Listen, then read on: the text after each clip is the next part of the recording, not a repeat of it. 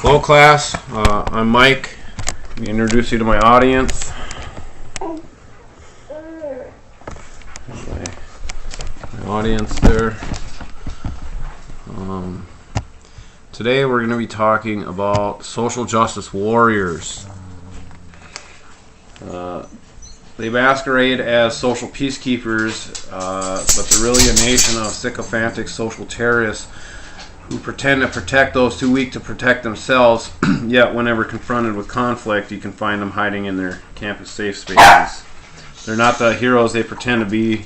They are biased charlatans whose identity politics and stage-hogging rhetoric do more harm to society than good. I first learned about SJWs from a friend who explained to me that social justice warriors are people who defend causes insincerely, for example, by claiming to be anti-racist or anti-sexist, all the while being the first person in the room to even notice race or gender. They're very insincere people. Their value and belief structure, they play identity politics heavily. The group is infinitely diverse in terms of self-identity and identity expression. The group is accepting of social minorities, practicing any alternative identity politics based on any one or combination of gender, race, religion, and or sexual orientation. You can be diverse as you want. You can look like whatever you want. You just have to kind of think the same. There are some exclusions. You cannot be socially normal. You can't be masculine. You can't be Christian. They just don't mix with the social justice warrior culture. They hate masculinity because it's perceived by the group to be the largest factors contributing to their societal grievances.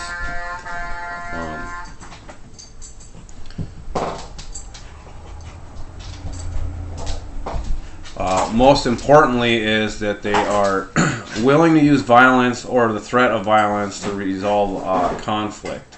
Radical social justice warrior tribes like Black Lives Matter, Antifa, BAM, the acronym for By Any Means Necessary, advocate for and use violence for any who do not accommodate their aggressive conflict style. Yvette Falarka, she's the chieftain of BAM.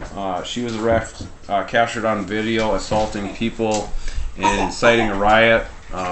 She's facing criminal charges right now for that.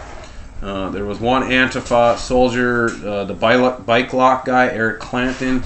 He took a bike lock, a big bike lock with a chain, and he, like a flail, cracked some dude in the skull.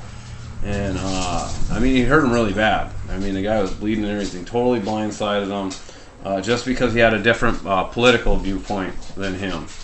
And they were protesting at the same rally, but apparently that type of behavior is justifiable by social justice warriors because they're, of course, at war. They're warriors. So the group's experience within the U.S. is most of them come from well-off households who can afford the privilege of high-priced tuitions at ultra-expensive elite universities. That's where this type of thinking really came from, because it was accepted at these universities, all the diversity studies and everything else, and it just kept progressing to a point where it is today. Not all the members of social justice warrior culture are rich. Rich people might be the ruling elite of the group who kind of dictate the policy, but the peasants fill out the ranks, especially at social events and protests. They use the poor people like symbols for their cause, showing, look, I'm your champion of this poor disenfranchised member of society. Like I say, it's a very insincere relationship. They don't actually want to help that poor person as much as they just want to make noise. They're propped up by Hollywood. Pop culture has always been a driving force in our culture, and because it's a very easy thing to do to just agree with these people that diversity is a good thing, which of course diversity is a good thing, but they're taking it to such extremes where it's not a good thing. But nonetheless, Hollywood celebrities like Lena Dunham and whatnot really have to push the social justice warrior issues in Hollywood. That brings it to national attention, and really progresses the culture into the mainstream. The group does have some notable achievement. They have an enormous footprint on university campuses. I mean, they've got huge influence within universities. The universities are paying diversity consultants like 6 figures to staff just to make sure that they're not potentially stepping on anyone's toes. That's a total result of the social justice warrior a battle they fought.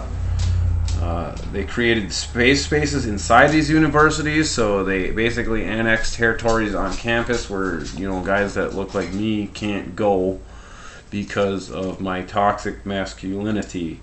Apparently that infects the space and makes it uninhabitable for, it's no longer safe anymore if anybody who's masculine enters it. They're trespassing.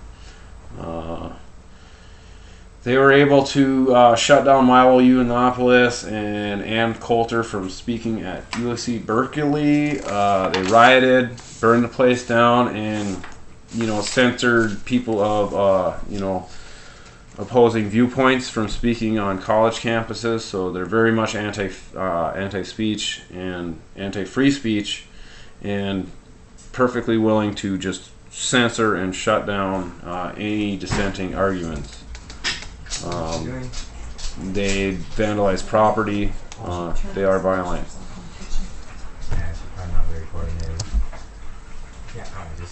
That was the So the do's and the taboos of the group are the biggest thing you want to do is cause public disruptions. Make enough physical noise so that it forces everyone to listen. Make public distractions to attract attention to the cause. It can range from simple protests all the way to more aggressive blocking the streets, vandalizing private property, and even arson. And they also parrot popular opinion of the culture. It doesn't matter how silly the opinion is, as long as it's still better to have an absurd opinion than it is to conform to the mainstream opinion. Based on societal norms. Things like P privilege, for example. The P privilege is the privilege enjoyed by biological males and females because individual public restrooms are available to us, whereas no accommodations are available to people who are confused as to which bathroom they're supposed to use. So that's systemic racism, I guess, or discrimination, rather. Because they don't know which bathroom to use. The don'ts, you definitely don't want to identify as normal. You don't want to be white, you don't want to be masculine, you don't want to be heterosexual, and you don't want to be Christian. If you haven't figured out by now, it's kind of the enemy of the group. You don't want to be pro-life either. Social justice warriors believe in unapologetic on-demand abortions right up until the point of birth. Women have all the rights, fetuses have none. And the biggest thing you never want to do, is really taboo, is don't point out their hypocrisies. Don't ever point out that their use of racism doesn't they pretend to fight against racism, but they use racism to do it. And if you try to point that out, then you're racist because you're distracting from their point of view, apparently. That's a really twisted manner of thinking, but it is the way that they think.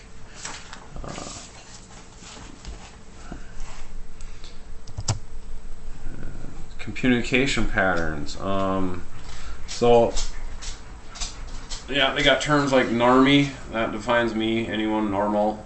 Fascist would also be a term that they use to define me, even though, you know, they're the ones who are oppressive of other opinions, so, you know, they're really the fascists.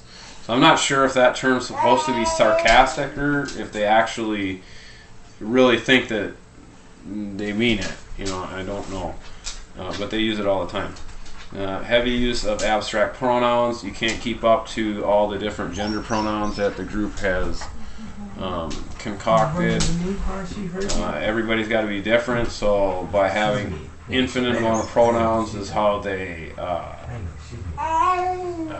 project their self-identity. And they also will talk over or silence other groups. Like I said, they shut down guest speakers from colleges just because they were right-wing speakers. So they're totally willing to censor or silence other groups entirely. So nonverbal communication is their uniforms. They wear black-clad face masks. You know, they look like they're going to war. That definitely says something about the group's intent. So things you should know when you're communicating with social justice warriors is that you're not dealing with rational adults. They're not rational. They're not looking to compromise with you. They want to compete against you. They want to win if you lose. They're not willing to give any ground. It's their way or the highway. The gender roles are usually reversed. You're going to find with social justice warriors that the females are far more masculine than the males. They're going to be the first ones to, be more aggressive, go towards physical violence, things of that nature. The men are kind of snowflakes. Social justice warriors also don't believe in free speech because free speech can hurt people's feelings. It's like I say, they believe in violence. You can physically hurt someone who doesn't agree with you, but as long as your speech doesn't hurt their feelings, this is perfectly acceptable. Do not empathize with social justice warriors. Whatever you do, do not concede the fact that you are guilty of being white, for example, or don't say, oh yeah, you have a really point, because all that does is admit your sin and then you owe them restitution. Like I said, they don't want to compromise, they just want to own you.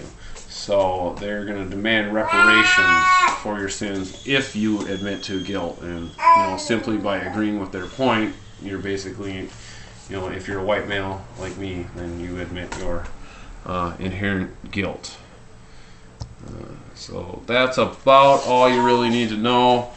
Hopefully that's my 5 to 7 minutes. Peace. Well.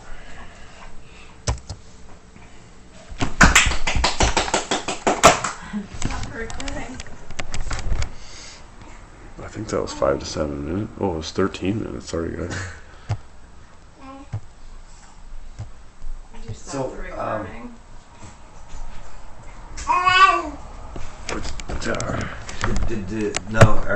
because you did the whole PowerPoint